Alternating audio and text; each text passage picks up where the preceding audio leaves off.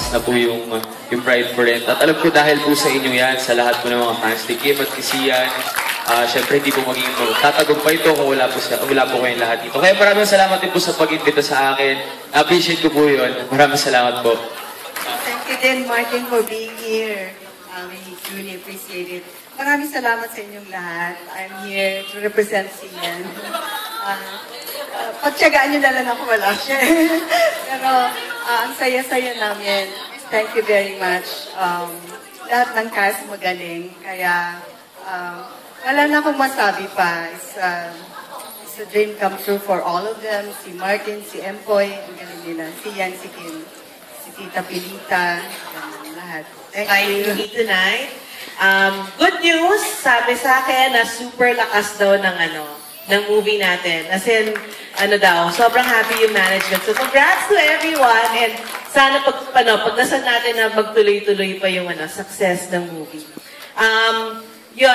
Thank you very much for supporting us from nung pa lang, nagpo-promo. Actually, hindi pa nagpo-promo nung in-announce pa lang na we're going to do the movie.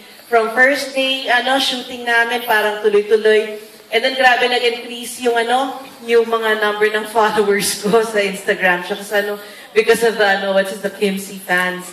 So, at sinuportahan nyo kami talagang everyday. At grabe mag-retweet, kaya siguro umabot na ng 1.5 million hits yung YouTube video. Thank you sa lahat ng nag-preview, nag-rate ng replay button.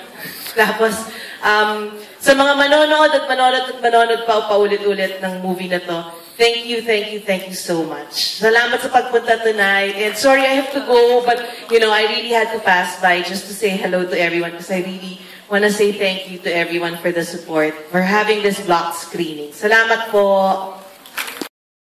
Hi! Sa lahat ng mga Kim C's na nandyan and of course sa Kim C Canada! Maraming salamat po. Much. Maraming salamat sa lahat. Thank you.